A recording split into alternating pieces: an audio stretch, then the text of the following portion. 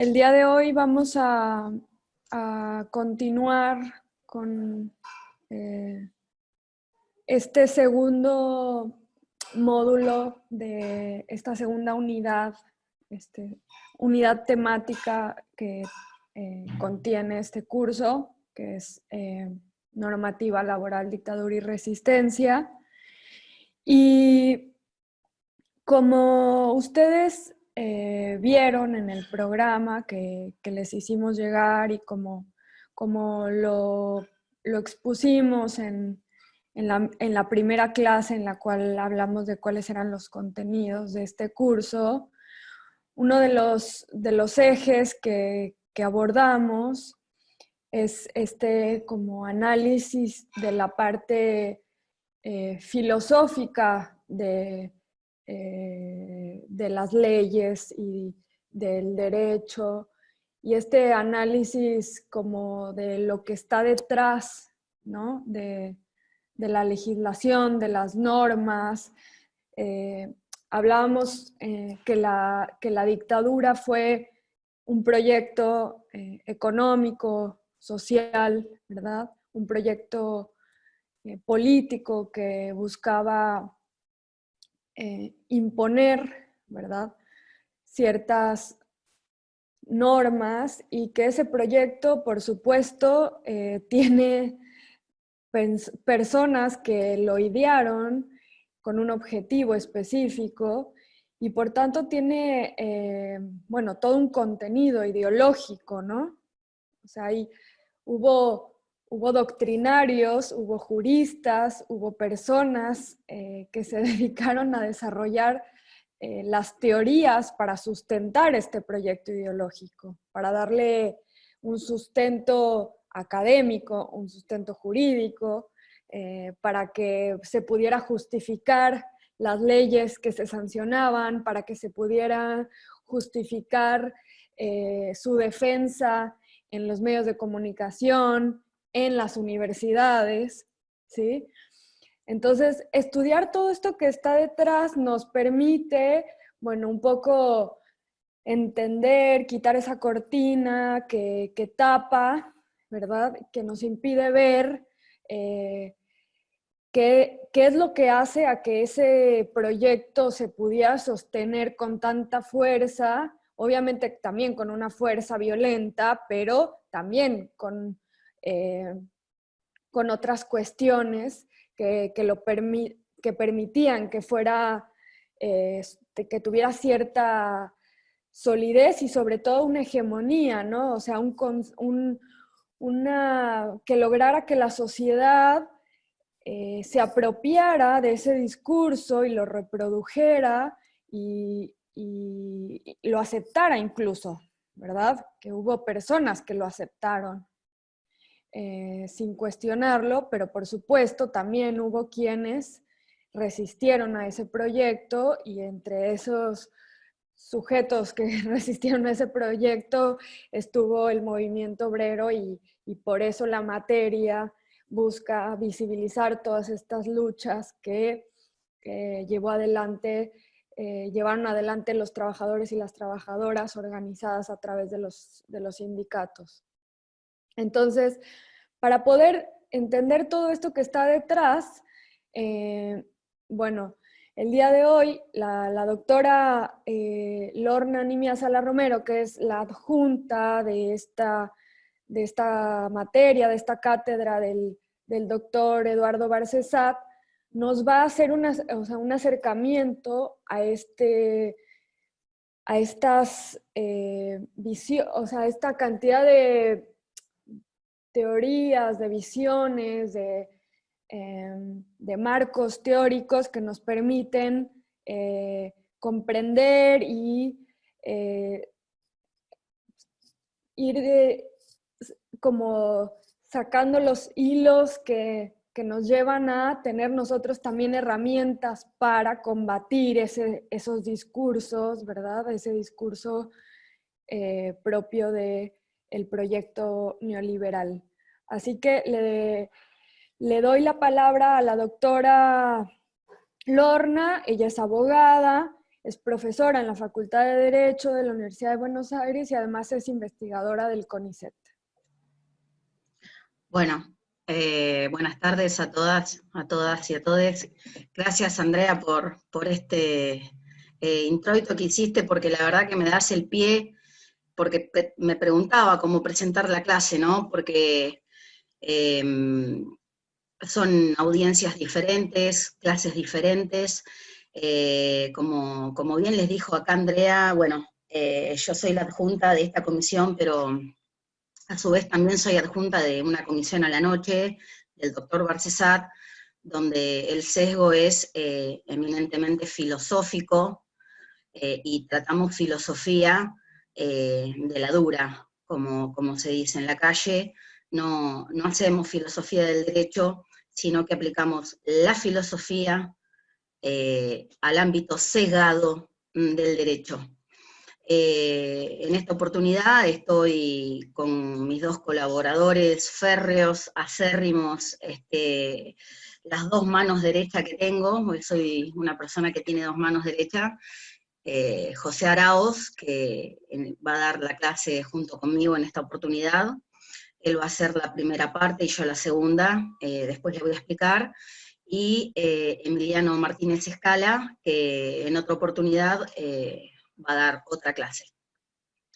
Como les venía diciendo, la idea de la clase nuestra es bajar el ámbito de la filosofía dura, en particular al golpe del 76, y en general a lo que son las relaciones sociales. Como bien les dijo Andrea, que me sirve mucho todo lo que dijo, correr este velo va a tener un nombre en esta clase, que después lo vamos a desarrollar. Les voy a pedir que vayan abriendo ventanas, como se van abriendo en el Windows, en la computadora, y las vayan dejando abiertas, porque la filosofía no es lineal, no es temporal, sino que es justamente ontológica, ¿no? Va de acá para allá, y va con lo que tiene que ver con el ser. Entonces este velo va a tener un nombre, y el nombre va a ser el núcleo duro, el Jouissance, o el Dasein, ¿sí? Según Freud, que es aquello que no se puede simbolizar y que está establecido entre dos discursos. Pero esto es una aproximación. A su vez también, de eso voy a hablar yo, pero José les va a hacer una bajada, una puesta a punto de la teorética hegeliana, del amo y el esclavo, que si bien es de Koyev, José lo va a tratar desde lo que es el punto hegeliano, de cómo, como dijo Andrea, cómo nosotros como sociedad hemos naturalizado, cómo hemos trasuntado ese velo, ese sistema ideológico, económico, y ese andamiaje que estuvo armado de una manera pormenorizada, sistematizada, organizada, que tenía todos los dispositivos, como nosotros hemos sido también un brazo extensible de ese brazo intelectual. De eso va a hablar José cuando hablamos de lo que es una práctica multitudinaria o colectiva, porque no se es en el plano individual, porque se desvanece en la práctica social. Entonces, José les va a proponer, no quiero tampoco hacer mucho spoiler de lo que va a decir José, pero José les va a proponer cómo desde un punto de vista idealista hegeliano, entrando ya en un materialismo, porque hay toda una discusión que era Hegel, si un idealista absoluto o un materialista absoluto, eso es todo un tema filosófico, pero ¿qué parte del colectivo queremos ser, no? Si construir nunca más, o si por el contrario pertenecemos a la otra parte del colectivo. Entonces, José, si te parece, querés Obvio, obvio. Si te parece, sigo. Pero por supuesto. Bueno, en primer lugar, saludo a todos. Hola, ¿cómo están? Ahí Lorna les dijo un poco, para seguir un poco con la introducción. Con Lorna ya venimos trabajando hace larga data, con un sesgo mucho más de la filosofía. Hoy lo que vamos a tratar de hacer es justamente bajarlo un poco y llevar a Hegel un poco más a la cuestión material, por así decirlo. Aunque bueno, como para ir metiéndonos un poco, Hegel se dice que es el último idealista de los tres más importantes de la modernidad. El primero es Descartes, el segundo es Kant, que no, bueno, no nos vamos a meter mucho. Y bueno, y el último es Hegel. Ya vamos a ver por qué se dice que es último. Pero en primer lugar, para ir ya entrando a lo conceptual, Hegel pone su piedra angular y cambia un poco el esquema que se venía dando en la cuestión de que él va a decir que va a poder acceder justamente a la totalidad de los conocimientos. Lo que no se venía dando justamente en el pasado. Ustedes saben que, y si no saben, lo explicamos ahí, tiramos algunas cositas. Ustedes saben que en Kant no se podía acceder a todo, justamente la cosa en sí tenía un noúmeno, donde nuestra conciencia no podía acceder a eso. En Descartes solamente podíamos comprobar de que existíamos porque pensábamos, y en Hegel directamente él va a decir que ahora, a partir de lo que ya vamos a desarrollar, él va a poder acceder a la totalidad de los conocimientos, que esta totalidad se refleja en la historia. Antes de entrar a ver cómo él conocía y cuál es su proceso lógico de conocimiento, ahí Lorna les explicaba esta cuestión del colectivo. Bueno, esto va a jugar una total importancia para Hegel. Va a ser fundamental porque él va a concebir todo mediante esa totalidad que justamente es la historia. Entonces surge un concepto nuevo que él nos trae, que es justamente esta cuestión del relacionismo. En definitiva, ¿qué es el relacionismo? Bueno, él va a entender justamente que nosotros siempre le decimos, es una frase célebre de Lorna, que es justamente que lo individual siempre se desvanece en lo colectivo, puesto que, como personas individuales, por poner un ejemplo, si yo me voy a una isla y no hago un contacto con nadie, no estaría estableciendo ninguna relación con nadie, es decir, no estaría adquiriendo ningún conocimiento nuevo. Es decir, acá existe una especie de definición por oposición, que ahora lo vamos a desarrollar mucho más, pero que yo adquiero los conocimientos a partir de un otro. El otro, la otredad, en Hegel juega un factor preponderante. Es clave para poder entender todo el resto, puesto que si no hay un otro, yo no voy a hacer nada a ese nivel. No nos vamos a meter mucho en la nada, ahí recién lo estábamos explicando, lo estábamos charlando con Lorna en la previa de la clase, porque la nada tiene una estructura mucho más, ahí sí, filosófica, que tiene que ver más con el ser y con otras cuestiones, pero para ir cerrando un poco estas cuestiones previas antes de entrar a los procedimientos, la cuestión es que Hegel va a acceder al conocimiento a partir de la dialéctica. La dialéctica es como, ¿cómo decirlo? Es como el Forte de la fábrica Ford. Es la principal innovación que él trae y es lo característico de su filosofía. Breve paréntesis, la dialéctica después la recogen otros autores. Incluso dicen que acá hay una suerte de fin de la historia, porque el proceso lógico de conocimiento muchos autores después lo van a replicar. Uno de ellos es Marx.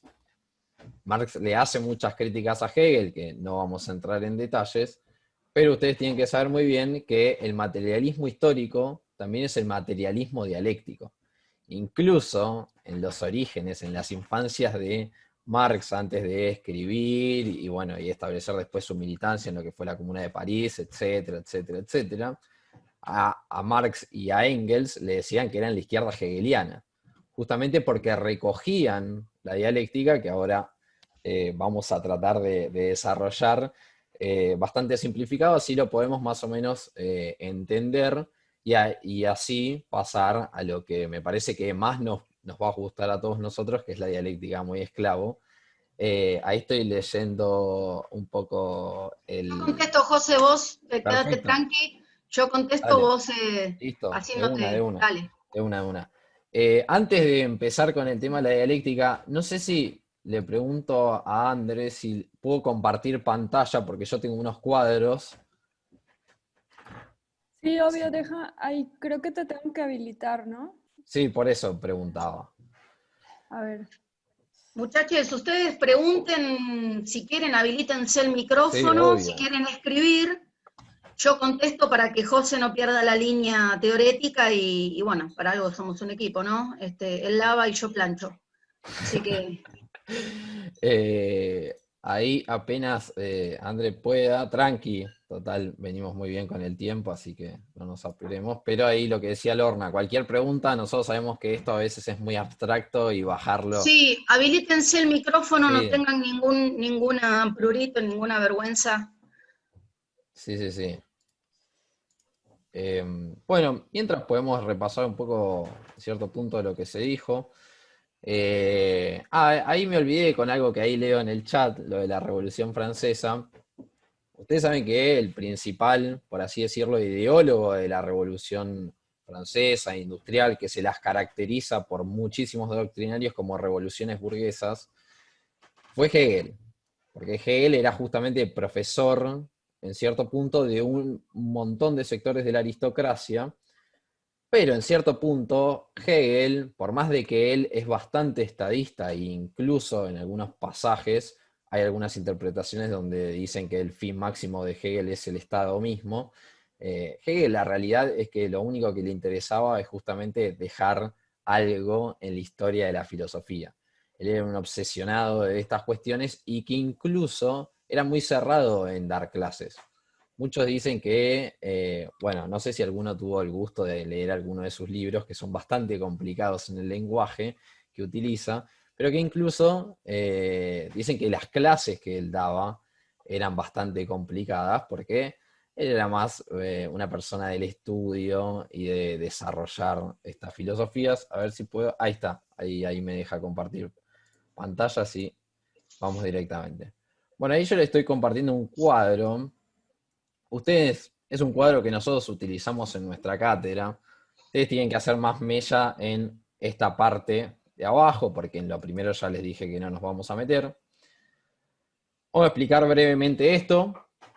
Ustedes siempre tienen que tener en cuenta que el concepto fundamental de esto que están viendo, este proceso lógico, es la definición por oposición. Es un concepto que, acuérdenselo, siempre, siempre, siempre que estemos hablando de teoría hegeliana, eso es como el ABC. Y bueno, vamos a meternos un poco con el cuadro. Este es el proceso, la afirmación, la negación y la negación de la negación, o muchos dicen la superación. Es el proceso mediante el cual el ser, el sujeto, va a acceder al conocimiento.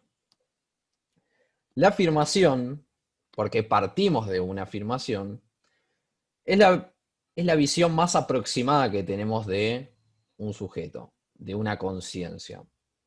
Es de ser más indeterminado. Es algo, lógicamente, pero todavía no se sabe bien qué. No lo determinamos, no le pusimos un cerco, por así decirlo, no lo seccionamos, no sabemos nada más que es algo. La negación es, para muchos, la parte fundamental de toda esta cuestión, que es el segundo paso.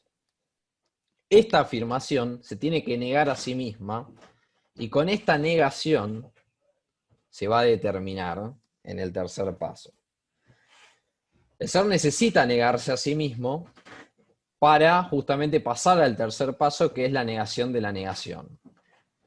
La negación de la negación es el resultado de los dos pasos previos, porque acá tenemos un ser que piensa, un ser determinado, un ser que se identifica. ¿Y cómo se identifica, cómo hace eso? Bueno, justamente por el otro. Para decirlo de alguna manera, es justamente la afirmación es el ser, en la negación se encuentra con la nada que tiene ahí arriba, y a partir de la nada determina que es algo, porque la nada no es, y en la negación de la negación, el ser va haciendo todos estos caminos de justamente poder adquirir conocimiento. Sé que es un proceso muy abstracto, así que si quieren abran los micrófonos, si tienen preguntas y eso, si no el chat, ahí Lorna seguramente esté atenta a eso. Pero acá hay que tener en cuenta dos cuestiones, porque acá parece que es una cuestión temporal, de que, bueno, en el minuto 1 nos afirmamos, en el minuto 2 nos negamos, en el minuto 3 nos negamos y nos negamos. Pero la realidad es que esto no es una cuestión temporal, no tiene nada que ver con el tiempo. ¿Por qué digo que no tiene nada que ver con el cuerpo, con el tiempo? Porque justamente sería imposible poder percibir las dialécticas, ya lo vamos a ver, porque la idea es justamente explicar esto y después llevarlo a la práctica.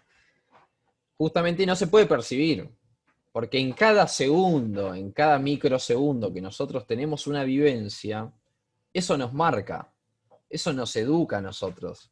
Conocemos cosas nuevas justamente a partir de todo lo que nos va sucediendo. Y ahora ya lo vamos a ver como un ejemplo. Pero antes del ejemplo, quiero remarcar otra cosa. Esta dialéctica no quiere decir, no se quiere decir, porque la superación muchas veces nosotros la identificamos como una mejora, como algo bueno, como que hay un bien y un mal. Justamente esta superación, siempre nosotros la identificamos con la idea del bien. Cuando uno se enfrenta a un problema y dice lo pude superar, justamente está identificando que es un bien. Pero la dialéctica no va por ahí. En la dialéctica no hay una cuestión subjetiva valorativa. Es decir, Hegel no creía en el bien ni el mal. Así como lo digo, él justamente decía que esta negación de la negación muchas veces podía ser negativa, podía ser mala. O sea, por eso es que hay que tener en cuenta que la superación no siempre se tiene que entender de un lado valorativo subjetivo. Después, obviamente, hablando más entre nosotros y bajándolo al llano, después nosotros claramente podemos decir si algo es bueno o es malo. ¿Por qué? Nosotros no estamos fuera de la estructura y hay cosas buenas y hay cosas malas. ¿Qué sería una cuestión mala? Bueno, una cuestión de flexibilización laboral. ¿Qué sería una cuestión buena? Bueno, una mejora normativa. Por ejemplo, a mí se me ocurre una baja en la carga horaria en la jornada de trabajo. Es decir, hoy por hoy trabajamos todos por 8 horas, pasar a trabajar por 6. Para nosotros sería algo bueno.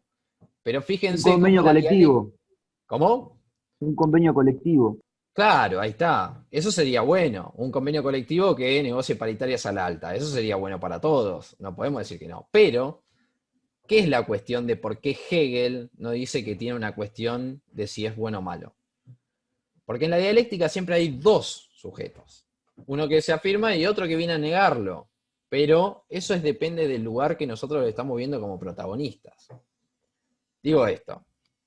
Ahí Neuwen sacó el ejemplo del convenio colectivo. Para nosotros un convenio colectivo, con paritarias sobre la media, es sumamente bueno. ¿Por qué? Porque todos somos trabajadores, muchos acá son sindicatos. Ahora yo les voy a traer el ejemplo de las etapas históricas del sindicato. Pero, por ejemplo, para un empresario o para un inversor esto podría ser negativo, porque generaría más costos y toda la cuestión, que ya nosotros bien sabemos porque son las cuestiones que nosotros vemos actualmente en la mayoría de los medios de comunicación.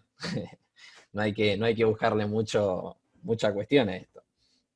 Para traer el ejemplo de la dialéctica y para poder entenderlo un poco más, tuve en cuenta cuál es el estudiantado, por así decirlo, que tenemos hoy por hoy, que la mayoría justamente son miembros de sindicatos. Entonces el ejemplo que a mí se me ocurrió, a mí, si de paso pongo un breve paréntesis, si todo sale bien, el año que viene podré decir que soy abogado, pero me estoy especializando en derecho laboral y el derecho colectivo es algo que me encanta. Entonces el mejor ejemplo que se me ocurrió es justamente las 3 etapas de la historia del sindicalismo. De paso les cuento una breve introducción. La mayoría de los doctrinarios creen que, bueno, el surgimiento y las instituciones legales que competen al sindicalismo pasó por 3 etapas históricas. En primer lugar, antes de ese primer lugar, porque parece que los doctrinarios se acuerdan cuál es el origen de todo, ustedes saben muy bien que la revolución industrial se valió de las asociaciones que todavía no eran de trabajadores, sino que eran de oficios, para poder hacer la revolución. Si no lo saben, bienvenidos a eso. Pero ustedes saben que la organización de los trabajadores siempre es algo peligroso para los dominantes. Y así fue como en el primer periodo, por así decirlo, se llama prohibición. Ahí traigo el ejemplo, en 1791, por ejemplo, la ley Le Chapelier, en Francia, donde justamente se prohibían estos sindicatos. O sea, pocos años antes de que las asociaciones de los trabajadores ayuden a hacer la revolución, esta ley justamente viene a prohibirlos, por el peligro justamente que trae tener a los trabajadores organizados. En Argentina, si ponemos el paralelismo de la prohibición, nosotros un poco lo vimos, creo, en las primeras clases, con esta cuestión de la ley de residencia de iniciados del siglo XX.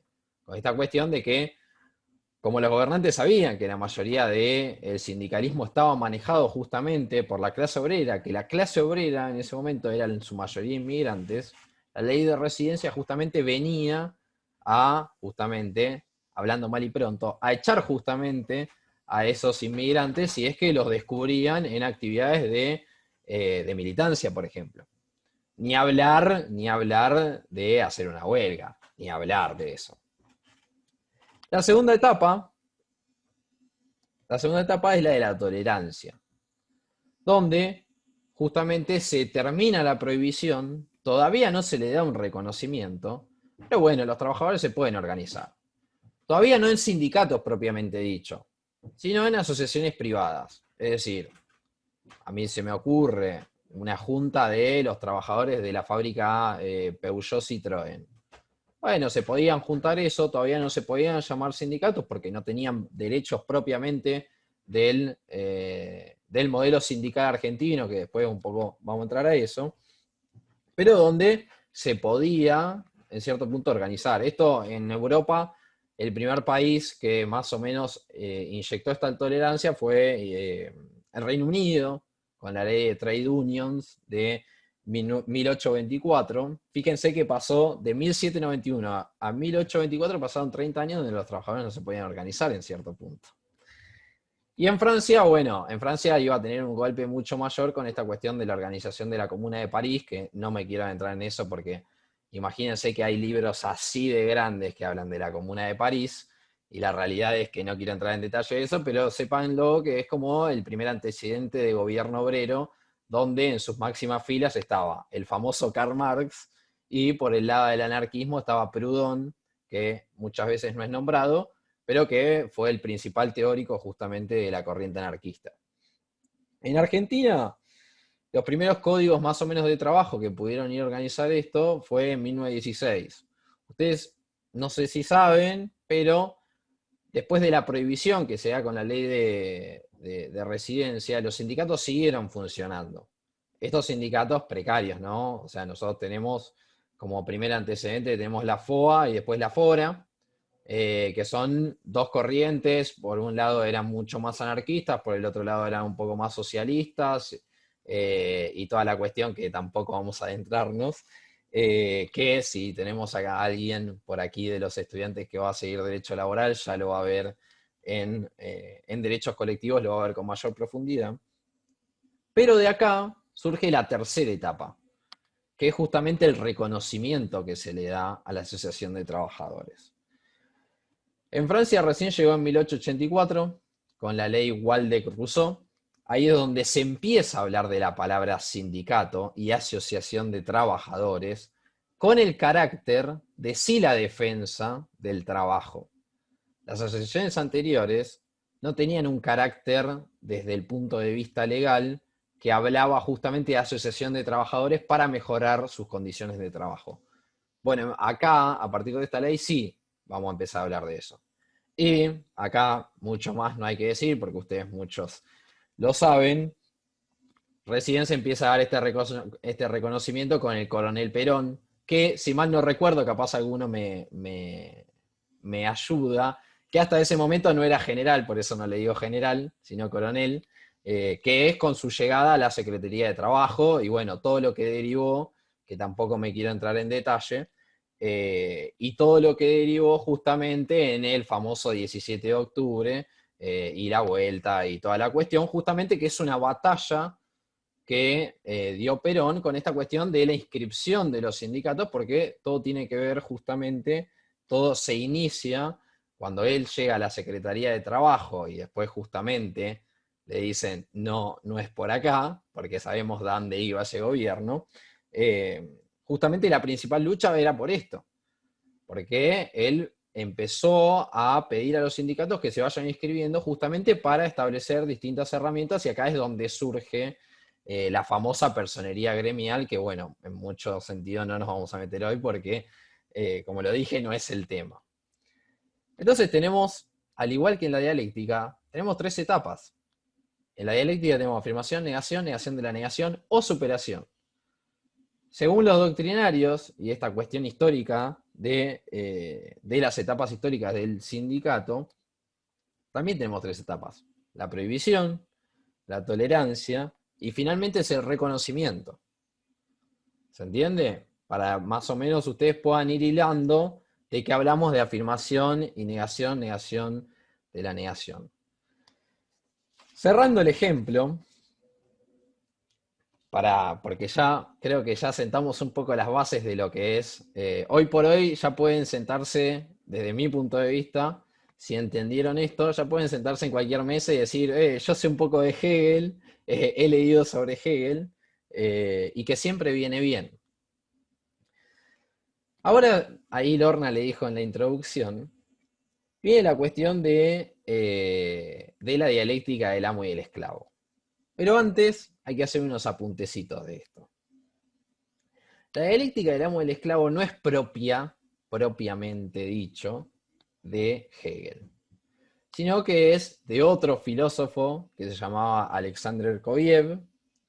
Dicen que surge en 1933, pero Kojev no es que lo sacó de la nada mismo, sino que se deriva del capítulo 4 de la Fenomenología del Espíritu, que es este libro, no sé si todos pueden ver, que básicamente es donde justamente es la obra culmine, o sea, es como el bestseller de Hegel, pero que en una parte justamente del capítulo 4 habla de señor y siervo, así se llama el fragmento del capítulo 4, donde se pasa a Alexander Kojev.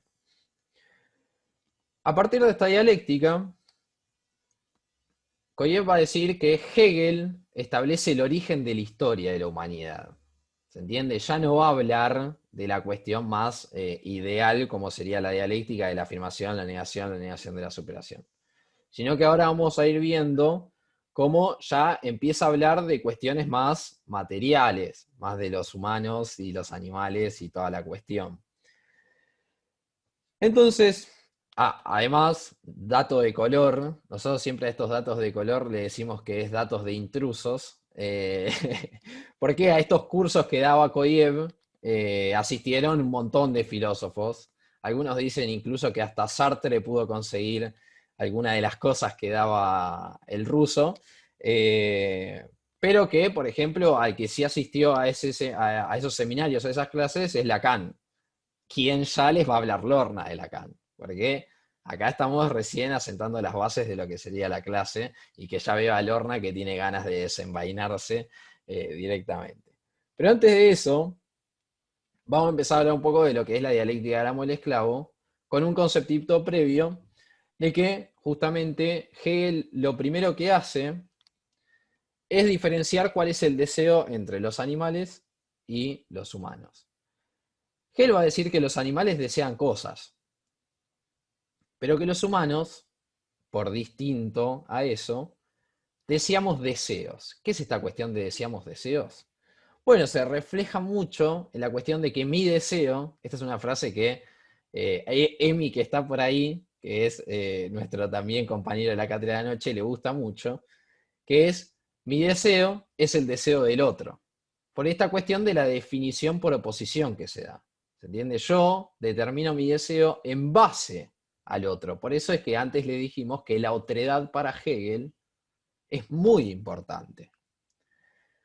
Estableciendo esto, acá empezamos con yo recién le decía a Lorna que era como una especie de la dialéctica del amo y el esclavo, es como una especie de cuentito.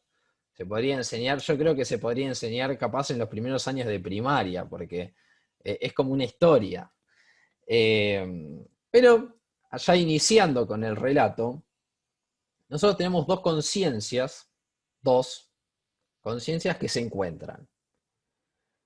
Estas dos conciencias, ahí paso la imagen, estas dos conciencias desean. En estas dos conciencias lo que se va a dar es una lucha entre qué deseo se impone al otro. Y esta lucha, lo que ustedes tienen que tener en cuenta, y lo que dice Hegel, es que esta lucha es contrapuesta. Es decir, los dos no se pueden unir para establecer o darle una solución que satisfaga a las dos partes. No se puede hacer eso. Y lo que dice es que esta lucha es a muerte. Justamente, ¿por qué deseo predomina al otro?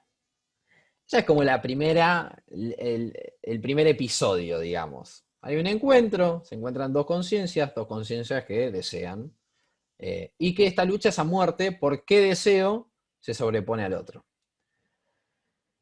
La segunda parte es el enfrentamiento que se da en estas dos conciencias. Y este enfrentamiento se va a decidir por el temor que siente una de las partes. Discúlpame, ¿esas conciencias Sí. pueden ser colectivas o son individuales? En principio, pensémoslo del punto de vista individual. Ya ahora vamos a ir a lo colectivo, pero te anticipo que sí, efectivamente pueden ser colectivas. Y ya Ok, lo vamos gracias. a ver por qué. No, gracias a vos por preguntar. Acá lo que va a definir este enfrentamiento es el temor que siente una de las partes, ¿a qué? Justamente a morir. Y esto va a determinar quién gana el enfrentamiento. El que tiene temor a morir va a pasar a ser el dominado. Y el que prevalece el deseo de él, y que justamente no sufre este temor, va a ser el dominante. Y acá es donde ya podemos decir, ahí pasó la imagen, donde hay un amo, como vemos ahí los egipcios, y hay un esclavo, como vemos que son los que están trabajando. Por eso es que recién le decía a la compañera que en principio pensémoslos de forma individual, pero que pueden ser colectivos, lógicamente. Lógicamente, y después ya vamos a entrar un poco más a eso, que es lo que me parece que ustedes tienen que llevarse justamente de esta clase, y por eso nosotros le traemos de la dialéctica del amo y el esclavo. Lo que tenemos acá básicamente es un amo, que es la figura que domina, que es el que triunfa en el enfrentamiento, y tenemos un esclavo que es la figura que, bueno, sufre temor a morir y se subyuga a el deseo que tiene el amo. Acá se da una cuestión de que, acuérdense esta cuestión que decía de los deseos de los humanos y los deseos de los animales, aunque sabemos muy bien que muchos dicen, y es una teoría de la que he ido, de que los humanos también somos una especie de animales, pero bueno, que tenemos el raciocinio en eso, hay que hacer la aclaración. De que justamente acá lo que pasa es que el amo al ver esto que nosotros estamos viendo, queda en total insatisfacción. ¿Por qué?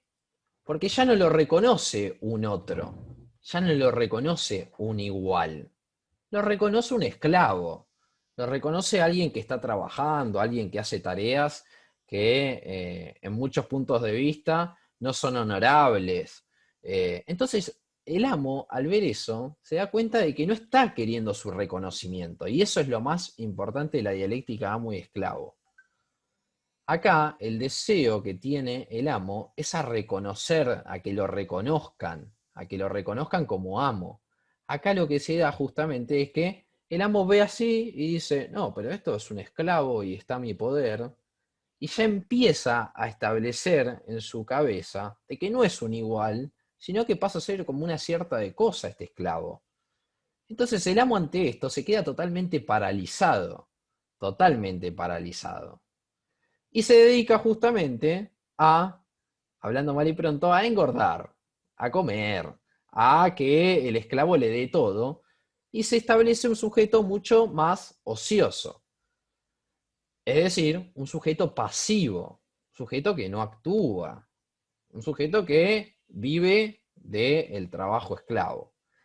Por el otro lado, el esclavo no tiene otra cosa que trabajar, porque justamente al miedo de morir se somete al amo que le dice, bueno, vos tenés que hacer esto, vos tenés que hacer lo otro, porque en cierto punto tenés que darme los medios de supervivencia a mí, que soy tu amo.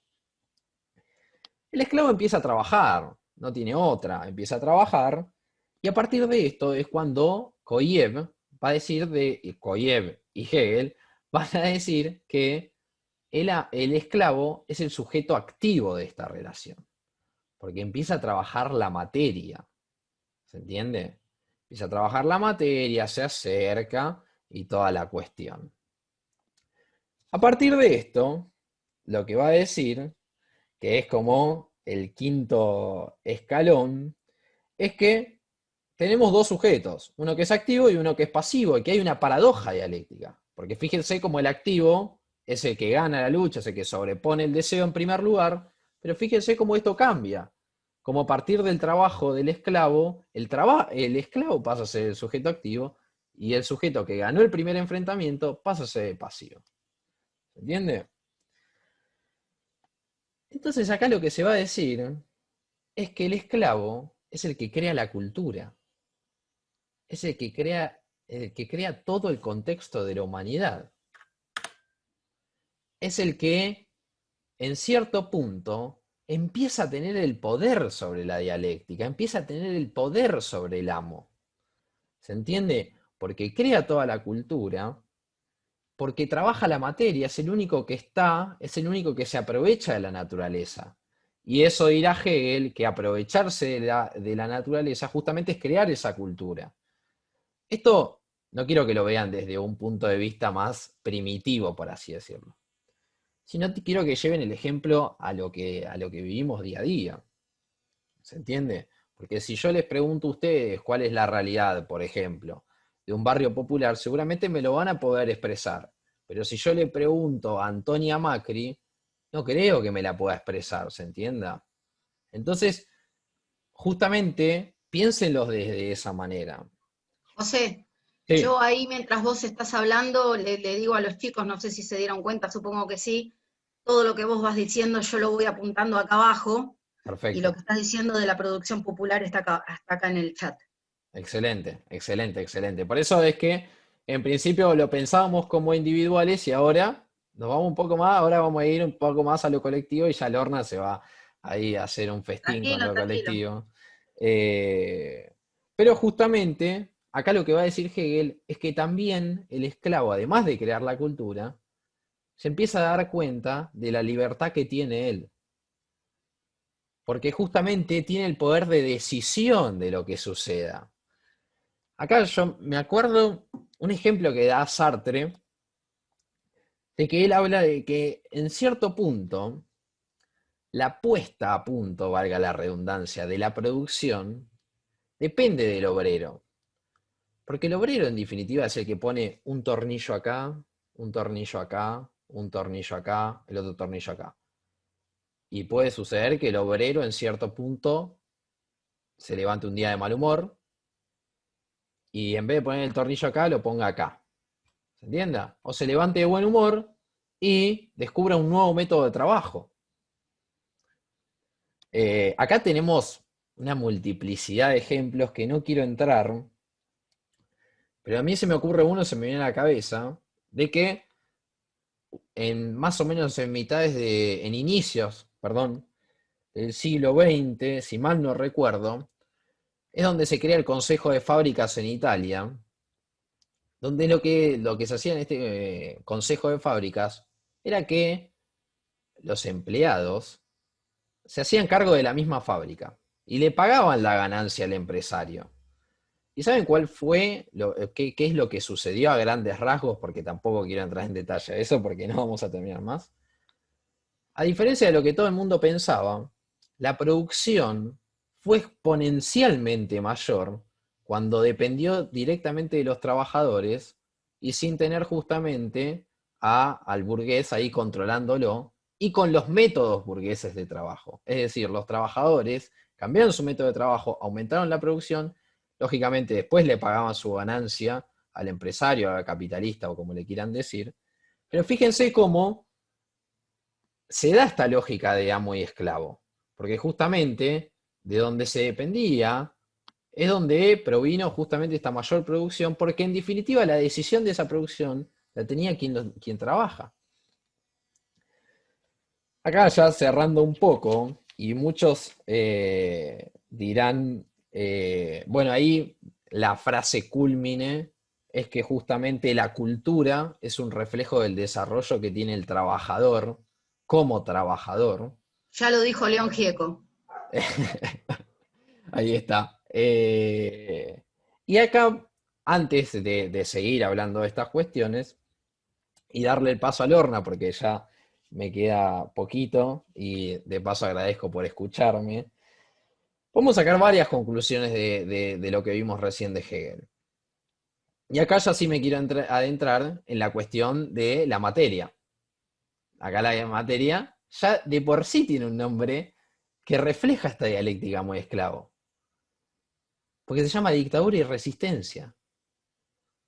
¿Se entiende? Nosotros en la dictadura vivimos un gran proceso dialéctico. Muchísimos, muchísimos, muchísimos, muchísimos dentro de lo que fue el proceso lamentable que tuvimos que sufrir en nuestro país. Pero vemos cómo teníamos un amo, porque en primer lugar teníamos al amo mayor, que era el Plan Cóndor, en toda Latinoamérica. Teníamos un amo que estaba un medio escaloncito por debajo, con todos los dictadores que nosotros sufrimos. No quiero entrar en detalles. Tenemos Videla, Macera y toda esa gente que repudiamos totalmente. Pero por el otro lado también tuvimos nuestro esclavo durante ese proceso, la resistencia. Y eso no hay que dejarlo pasar ni hay que minimizarlo. Incluso no solamente la resistencia que se quedó a lucharla acá en nuestro país, sino también la pobre gente que tuvo que irse exiliada. Que esos, paradójicamente, por más de que no estén en este país, juegan un rol fundamental en la dialéctica. Incluso hubo dirigentes políticos que jugaban un factor fundamental, ¿no? O sea, ya se imaginarán, no hace falta nombrar ni determinar quiénes son. Pero fíjense cómo se daba esta dialéctica y cómo, además de la dialéctica amo esclavo, todos eran procesos dialécticos. Porque fíjense que la sociedad misma surgió en proceso dialéctico. Ustedes nunca se tienen que olvidar de esta cuestión de que la dictadura fue un proceso cívico-militar. Cívico, fue apoyado por la población, pero fíjense cómo la población, cuando se le sacó el velo de los ojos, cuando se le sacó de esos anteojos, por así decirlo, cambió también su parecer. Entonces, eso es la dialéctica, constante cambio de cosas. Pero ¿por qué es importante? ¿Por qué nosotros traemos justamente a Hegel? ¿Por qué es importante esto? Bueno, porque yo lo dije en cierto punto de la dialéctica. El sujeto, las personas, nosotros acá, me acuerdo en la clase de presentación, tenemos muchísimos que vivieron ese proceso, lamentablemente, salimos contenedores de todo eso que dejó la dictadura. Porque en la dialéctica no se suprime nada. Los dos sujetos que se encuentran aprenden de eso. Salimos contenedores de todo ese proceso que tuvimos que vivir como país y como sociedad. ¿Y qué podemos decir de esto? Bueno, que también dependemos de esos procesos. Dependemos de ese otro, se los decía antes. Dependemos de ese relacionismo que les dije en primer lugar. Entonces acá, lógicamente, a mí se me ocurre y con esto quiero cerrar, es que justamente hay que situarse en qué relacionismo y en qué colectivo nosotros estamos inmersos. ¿Se entiende? Y acá ya lo quiero llevar a lo que voy a poner, no me quiero poner en arrogante, pero le voy a llevar un ejemplo propio. Y que ya Lorna ya va a entrar en eso y va a ser buenísimo, porque lo estuvimos discutiendo algo. Pero por ejemplo, yo soy de la generación que nació con la teoría de los dos demonios.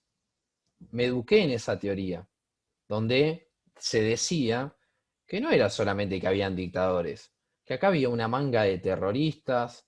¿Cuántos de nosotros sufrimos en algún momento el famoso apodo "somos todos unos tirabombas"? Porque parece que solamente hacíamos eso. Entonces hay que tener en cuenta en qué relacionismo y en qué colectivo estamos inmersos. Y esa me parece que es la importancia de esta materia. Porque esta materia, justamente, lo que hace y lo que pone el vilo a ver, es justamente construir memoria. Y construir en base a la historia, en construir en base a esos procesos dialécticos que tuvimos que sufrir, que muchos de ustedes vivieron en carne propia, pero hay que tener en cuenta a qué colectivo y desde qué lugar nosotros tenemos que educar. Desde este lugar, y lo he visto, desde este lugar educamos desde la postura del nunca más. ¿Se entiende? No de la postura de él, la teoría de los dos demonios y todas esas cuestiones que ha inventado constantemente la burguesía en la educación. Entonces eso es sumamente que nosotros lo tengamos en cuenta, y por eso es sumamente importante la dialéctica del amo y el esclavo, y la dialéctica, en primer lugar, de Hegel. Porque a partir de esto podemos desdeñar, podemos desentrañar las relaciones que se daban en el pasado. Podemos llegar a eso, ¿se entiende? Pero ¿cómo podemos llegar a eso? Justamente en el colectivo que nosotros estamos inmersos, que es el de esta cátedra. ¿Se entiende? Que es el que justamente enseñamos desde esta postura, del nunca más. Y el nunca más, con esto cierro, no es solamente el nunca más a la dictadura, sino que es el nunca más que también está reflejado en lo que sucedió con Santiago Maldonado también. ¿Se entiende? Que no haya más desaparecidos, que no haya más muertes por las fuerzas policiales. Ese, me parece que con eso quería cerrar. Y por lo último, que es lo que sucedió ayer, el pedido de justicia por Facundo Castro. Eso también forma parte de educar en base al nunca más. Así que yo con esto cierro. Muchísimas gracias por escucharme. Espero no haberlos aburrido. Y ahí le doy paso a mi gran compañera Lorna. Antes, les muestro una imagen que a mí se me había ocurrido. Esto es en base a lo que a mí me educaron, al pensamiento cuadrado, al pensamiento de la teoría de los demonios. Y esta es una frase con la que quiero cerrar, que está en el Estadio Nacional de Chile, que es: un pueblo sin memoria es un pueblo sin futuro, reflejando a lo que sucedió en la dictadura de Pinochet, donde el Estadio Nacional chileno era utilizado como campo de concentración. Así que nada, ahora sí, gracias, y Lorna, adelante. Bueno, gracias, José.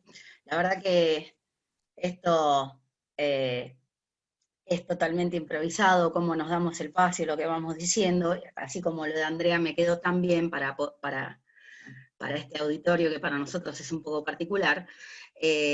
Con esto de cuando José les decía de qué parte del colectivo queremos ser, y con esta última frase que puso ahí en el estadio, no sabía, él es muy futbolero, que tenía esta foto, un pueblo sin memoria es un pueblo que no puede reconstruirse de una manera acabada sin repetir los viejos errores.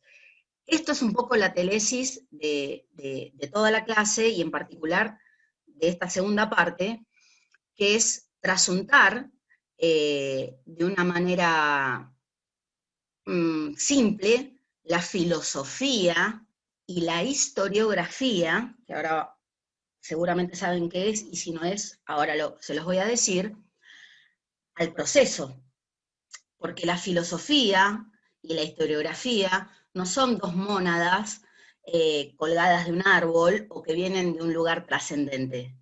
La filosofía, como dice nuestro amigo Hegel, es un producto popular. en este punto, lo que voy a hacer ahora es trasuntar las consecuencias del 76 a la filosofía, y la filosofía a las consecuencias del 76. ¿Y qué vamos a utilizar para eso? Vamos a utilizar 3 autores, que no tienen por qué ir a leerlos, sino sencillamente yo se los menciono para que lo sepan. Detrás de todo discurso filosófico siempre hay una bajada de línea política, y viceversa. Todo lo que escribió Kant, todo lo que escribió Descartes, todo lo que escribió Hegel, es para establecer diferentes órdenes políticos que eran de su agrado, y ellos eran partidarios. Uno no escribe para no decir nada, uno no escribe inocentemente. Entonces, tenemos desde el ámbito sociológico el apotegma que se derivó en la sociedad en aquel entonces del no te metas. Y desde el punto de vista jurídico vamos a tener lo que es el juicio a las juntas militares. En esos dos ejes cartesianos vamos a basar un poco la clase histórico, sociológico y jurídico, y llenarlo con la filosofía. Tal es así que a partir de distintos pensadores filosóficos es como después emergen tanto, o sea, posturas filosóficas, tanto los juicios de las juntas, como las madres de Plaza de Mayo, como la teoría de los 2 demonios, cada uno yendo a una vertiente diferente. Estos 2 ejes hay que analizarlos desde un punto de vista sincrónico. ¿Qué es un punto de vista sincrónico? Es sin cronos, sin tiempo. Siempre para asignar el significado a un discurso, vos tenés 2 ejes, uno diacrónico y otro sincrónico, porque como les dije, la palabra no pende de una rama. El eje sincrónico es el eje en el aquí y ahora, una cápsula, que es un poco de lo que vamos a hablar para la resignificación. Ábranme una ventana ahí, por favor. Un eje sincrónico que es una cápsula de algo que sucede. Y el eje diacrónico, que es una sucesión temporal.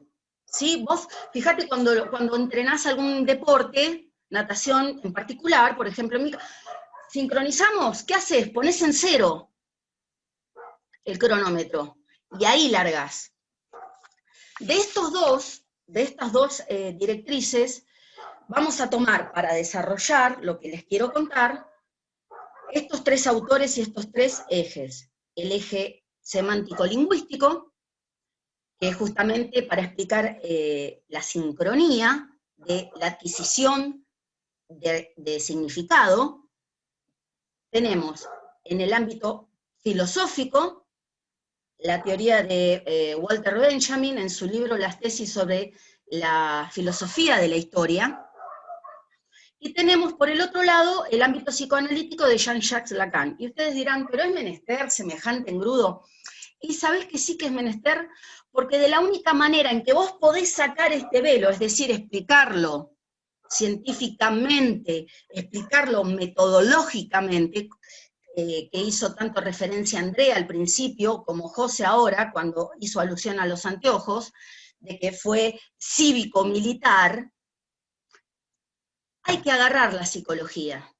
Aunque vayamos a ser abogados y, comillas, no tengamos nada que ver con esa rama, lo cual nosotros consideramos que no es así. Esto para sintetizar, pero en términos hegelianos para sintetizar, no para resumir, para llegar a un último resultado que va a ser un resultado superador. Cuando yo me voy a detener, chicos, por favor, pregunten si estoy diciendo algo que no entienden, estoy tratando de hacerlo lo más lento y lo más claro que se puede. Vamos a tomar el primer eje, que es el semántico-lingüístico, ¿sí? ¿Y qué van a decir los autores? Como por ejemplo Slavoj Žižek, ¿qué va a decir? Solo se muere 2 veces. Solo se muere 2 veces. ¿Qué es esto que tenemos acá? Fue lo que yo les dije al principio, que les pedí que me abran una ventana. Tenemos una cosa, un núcleo duro, algo que no puede ser significado. Solo se muere 2 veces. Tenemos la muerte biológica, cuando ya no hay más sístole, diástole, inspiración, expiración, y tenemos la muerte simbólica. De hecho, en primer año, cuando vemos Civil 1, nos enseñan que la muerte civil no existe. ¿Qué es la muerte civil? La muerte simbólica. Pero ojo, la muerte simbólica no como la muerte del objeto real simbolizado. La muerte del andamiaje sobre el cual vos sos versado, dicho, contado, como acá Jimena acotó en el chat, aquello que no se cuenta no existe. Pero cuando hablamos de contar, no hablamos de narrar. Hablamos de justamente de la cuenta por uno, de la cuenta del lenguaje, de asumir una entidad. ¿Sí?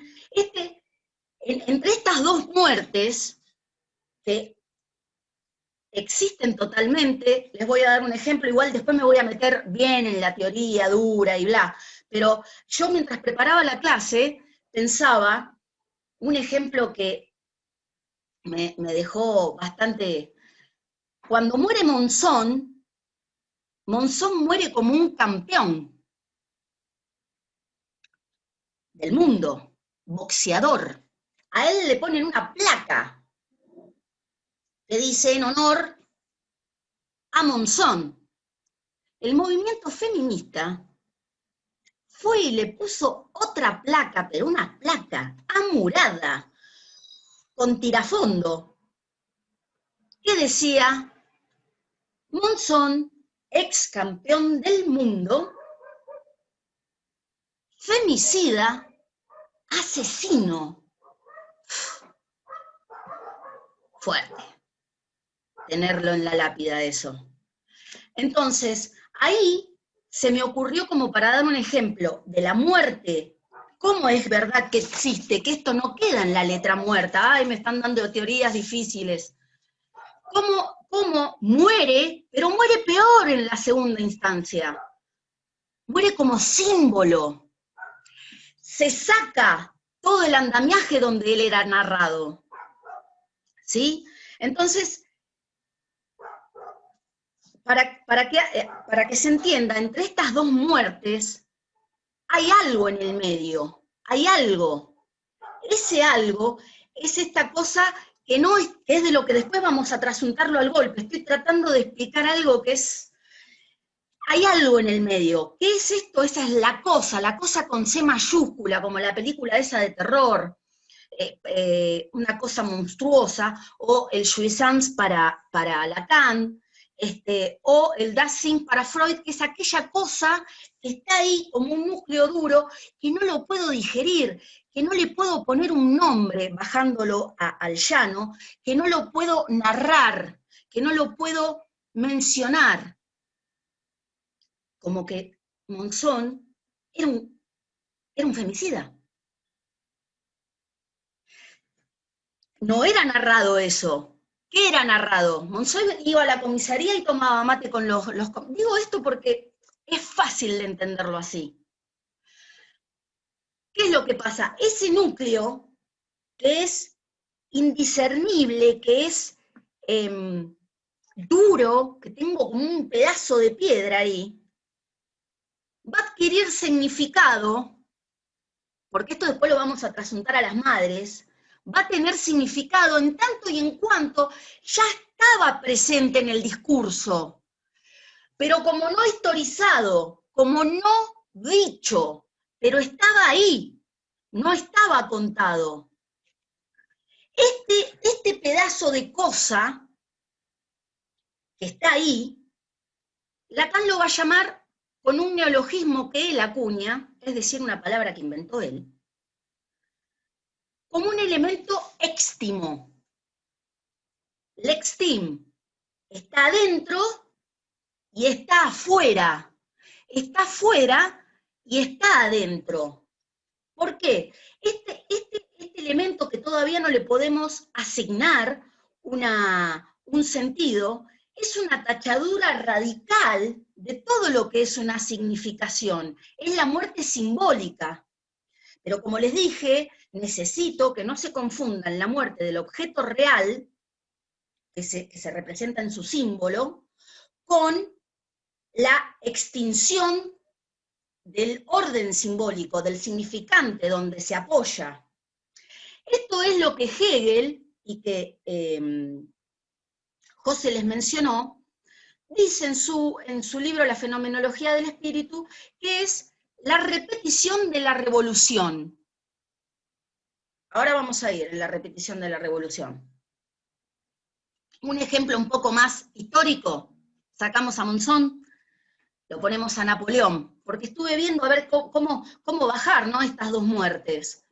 Napoleón, cuando es derrotado en su primera batalla de Bailén, lo mandan a una isla, a la isla de Elba. Él ya había muerto simbólicamente, al revés que Monzón. Monzón primero muere biológicamente y luego simbólicamente. También está en Antígona ese ejemplo. Pero Monzón muere biológicamente porque aún estando preso era un ídolo popular. Él muere biológicamente y después muere simbólicamente. Napoleón es al revés.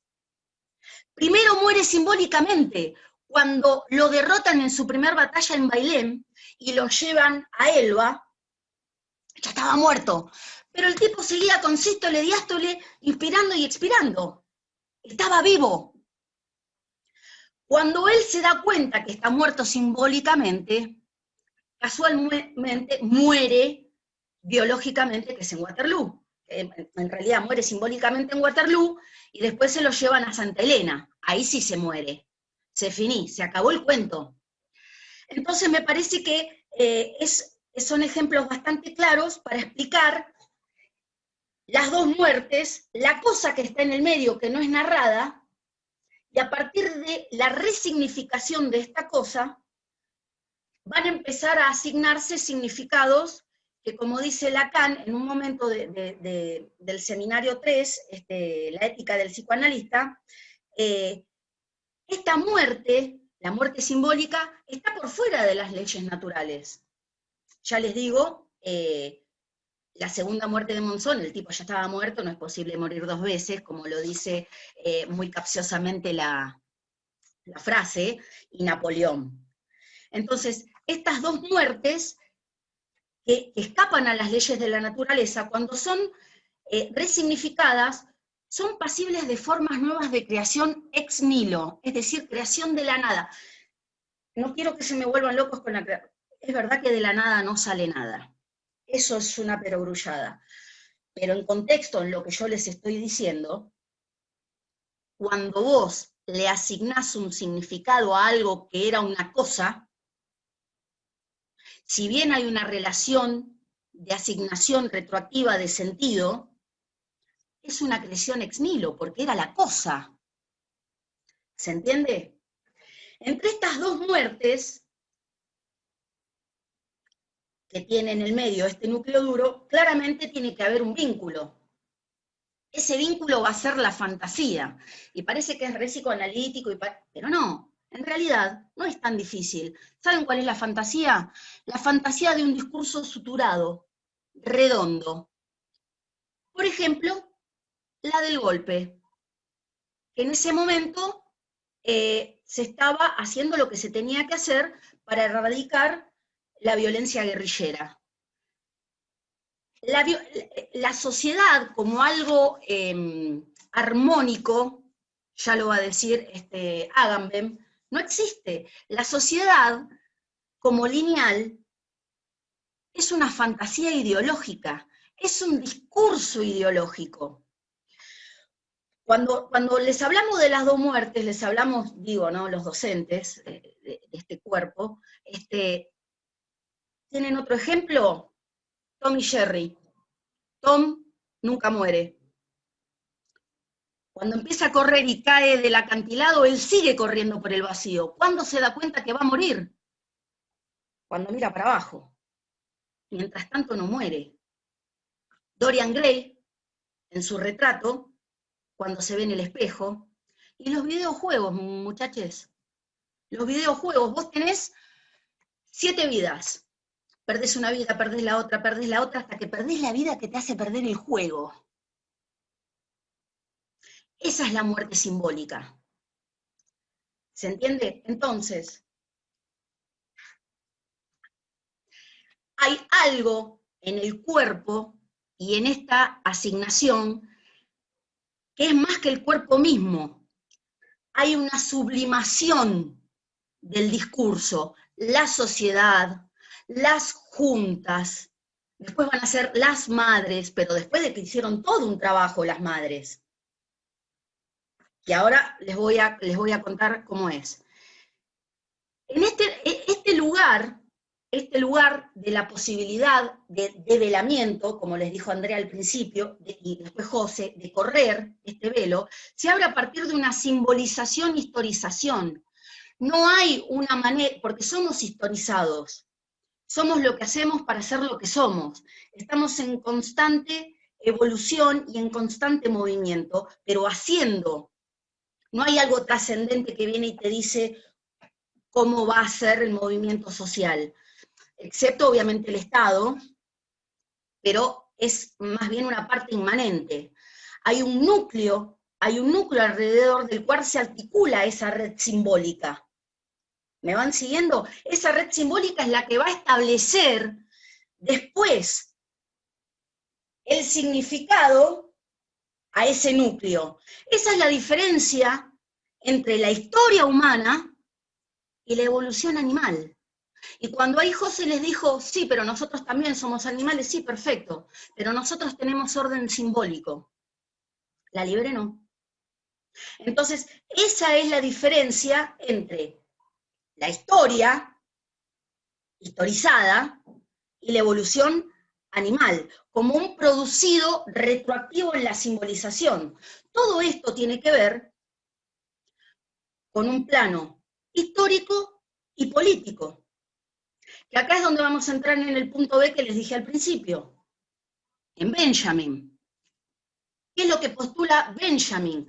Todo este introito diabólico y nefasto que les hice es para explicarles qué es lo que hace Walter Benjamin. Es a la visión de la teoría crítica casi uno de los únicos marxistas que lee al materialismo histórico desde este núcleo duro, la cosa, jouissance, desde esta cosa no simbolizada, ¿sí? Como concebir la historia, él concibió la historia como un texto, como una serie de acontecimientos que habrá sido, esto es importante, la historia es una serie de acontecimientos que habrá sido. Su dimensión histórica se decide en el momento de la inscripción. Por eso agarro la cosa y la resignifico. No es lo mismo la historia que acaece que la historia que se relata. Vuelvo a lo que dijo Jimena en el chat. No es lo mismo lo que pasó en Waterloo que lo que yo leí que pasó en Waterloo.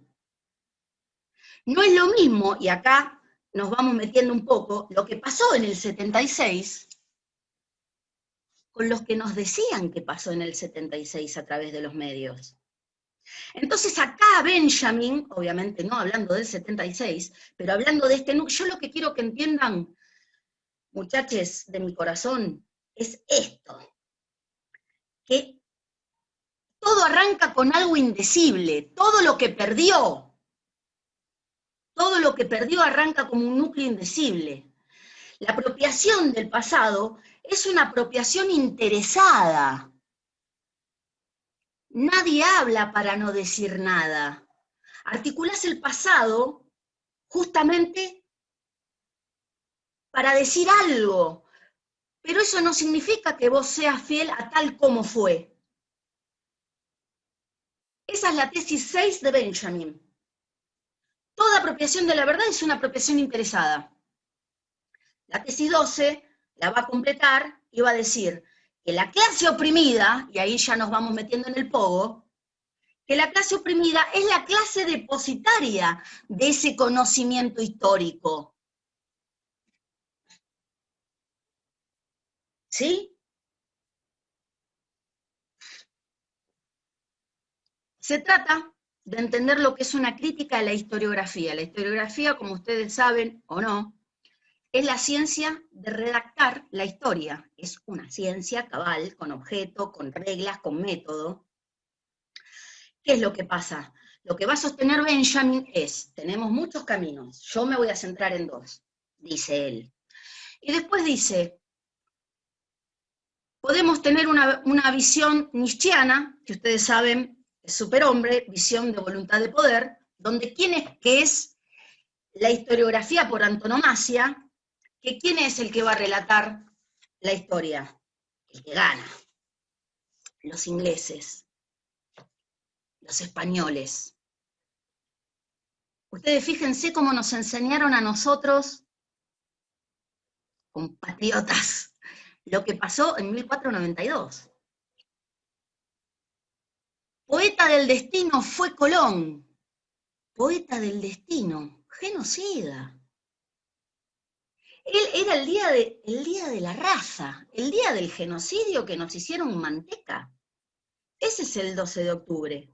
Así nos lo enseñaron. Había un núcleo duro, indiscernible, insignificable, que hoy, habiendo estado presente, es la modificación del futuro con el pasado inserto. Parece una cosa de locos lo que yo digo, pero el futuro modifica el pasado. Y si no, mira el 12 de octubre. ¿Quién festeja hoy el 12 de octubre?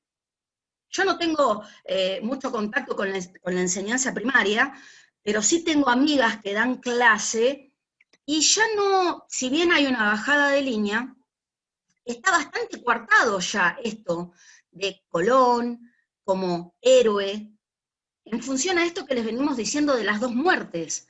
Está muriendo simbólicamente, se está muriendo el andamiaje. Cuando digo el andamiaje y no el objeto, se me viene esto a la cabeza. Una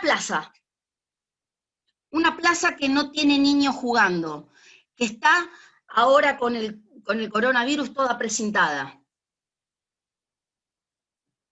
Muere como el objeto porque los nenes no van a jugar, pero el andamiaje no se pierde porque la plaza es la plaza. Como sociedad seguimos reconociendo a la plaza como la plaza. Ahora bien, estamos dejando de reconocer tanto a Colón como cuando se lo dejó de reconocer a Napoleón, y las madres se encargaron de dejar de reconocer lo que fue el golpe a partir de una segunda muerte. Estos dos momentos de las muertes se tienen que analizar obviamente desde un eje temporal. Y Benjamin va a hablar de dos ejes temporales. El tiempo como vacío y homogéneo, que es la continuidad propia de la narración capitalista, de la narración burguesa, de los que ganaron. Videla en su momento, no ahora, obvio, en su momento, y el tiempo llena de discontinuidades. Y para ser llenado, que es lo que postula Benjamin, que es que acá dicen que es uno de los pocos materialistas que lee a la historia como algo que habrá sido, es decir, como asignársele un nuevo significado, en tanto el movimiento obrero se empezó a mover. Tenemos básicamente la historia de las madres y el juicio a las juntas. ¿Cómo se sucede el juicio a las juntas? Es decir, Alfonsín en el 83, creo que fue el 15 de diciembre del 83, saca el decreto 158 que dice, bueno, vamos a juzgar a 9 militares de las 3 ramas que llevaron adelante el genocidio. Mientras el genocidio se iba llevando adelante, ustedes saben, porque lo vimos los 46 millones, cuando salió Videla en ese discurso a decir, no están muertos, no están secuestrados, están desaparecidos. No están. ¿Se acuerdan que hacía así? No están, no están. Ese no están es el discurso victorioso, pero que ya tiene inserto este núcleo duro, esta cosa, que después claramente la van a tomar las madres y Alfonsín, sea por quien sea que lo haya tomado Alfonsín, y se resignifica ese no están. ¿Cómo se resignifica? Se resignifica en el juicio a las juntas. El decreto sale en diciembre del 83. La sentencia sale el 9 de diciembre del 85. Gente, 2 años de asignación retroactiva de sentido y luchando para reasignar la cosa. 2 años para darle nombre a la cosa y que el desaparecido sea una desaparición forzosa. ¿Qué era lo que estaba velado en términos, y acá creo que baja la clase, qué era lo que estaba velado en términos de la cosa, de eso que está en el medio de las dos muertes, que se distingue entre dos polos temporales? La desaparición forzada, que no estaba nombrada, y era, no están. Ese me parece que es un ejemplo monumental. Otro ejemplo monumental que tenemos es el de la teoría de los 2 demonios, que ya se las había dicho José, que a mí lo que me interesa, porque somos todos estudiantes de Derecho, todos sabemos lo que es la teoría de los 2 demonios, pero hay 2 frases que son muy buenas, que me las anoté acá textuales, que las quiero mencionar, que son: habían sido excesos, te fuiste a la mierda, que se produjeron en un marco de guerra civil.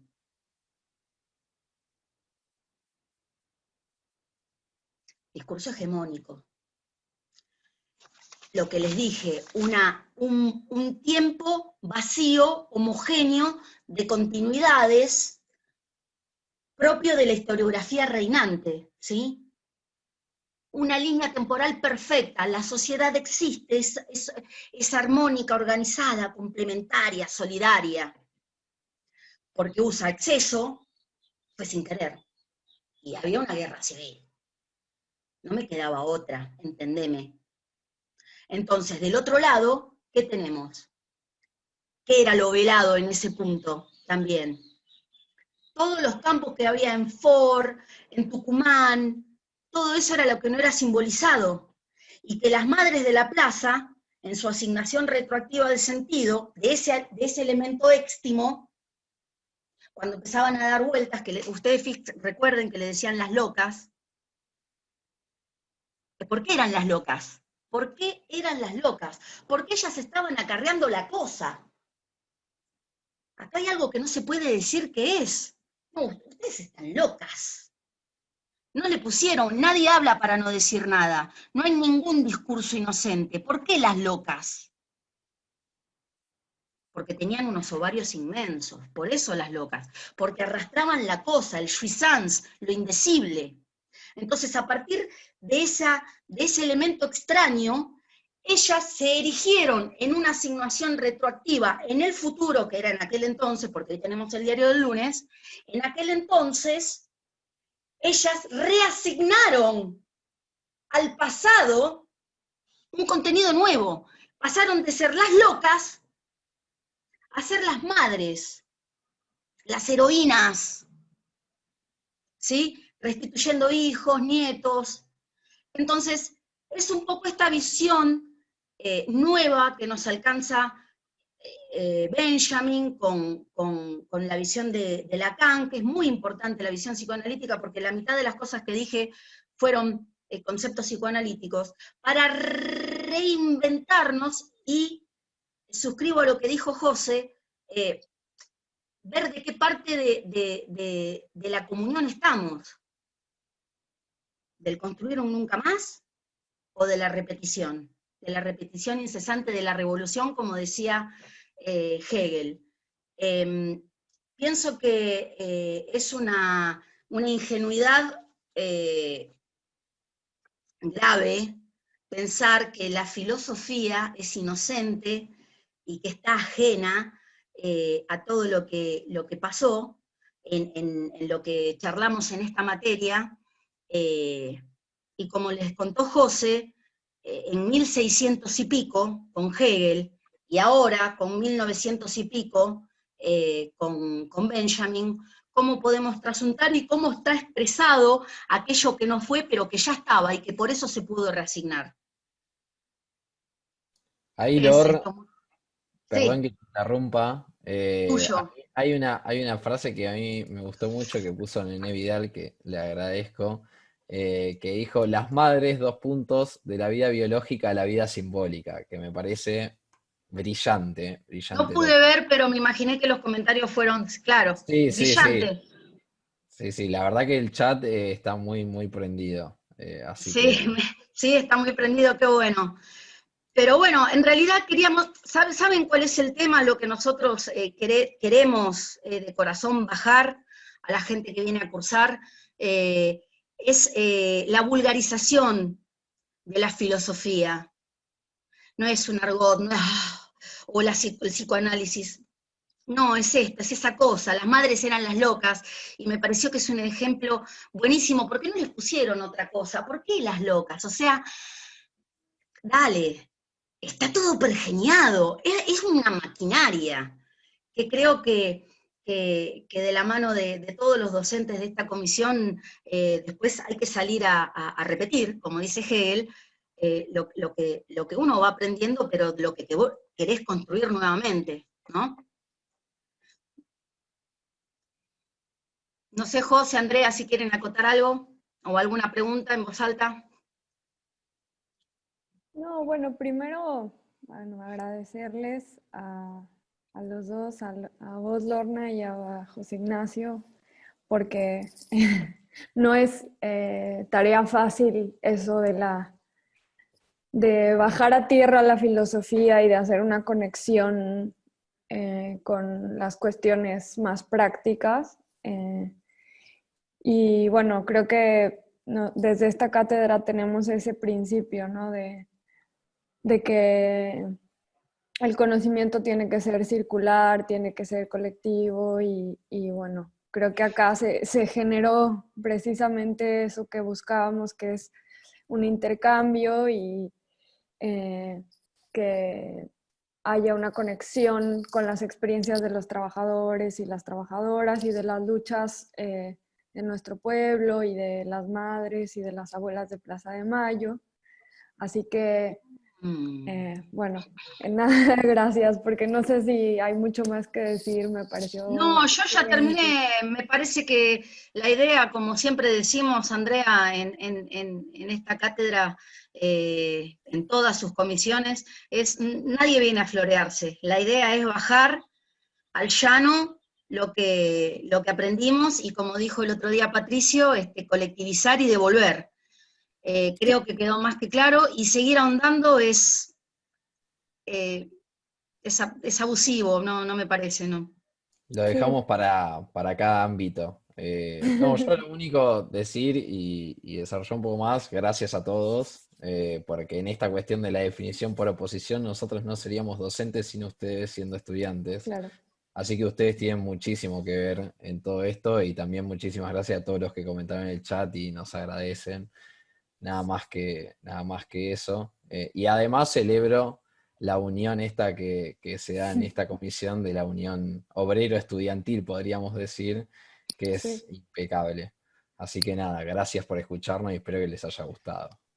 Gracias, chicos, chicas, Andrea. Gracias, Ojalá que Lorna, les haya gracias, gustado, José. y bueno, a bajarlo a la yeca, como se dice. A la negociación. Exactamente. Gracias.